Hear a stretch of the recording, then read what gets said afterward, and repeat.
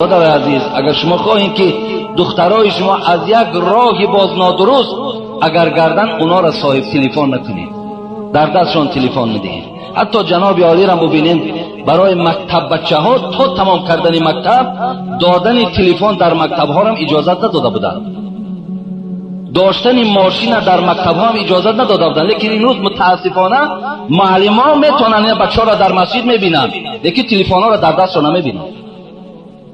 4 بچه اگر مسجد بیاید بعد درس، حالا که قانون اجازت میدهد که جوان پسر آمده نمازش در مسجد خواند بعد مکتب، ما در حالت مکتب جانبدار نیستیم، اون میبیند، اون زیر تنقیب قرار میدهد.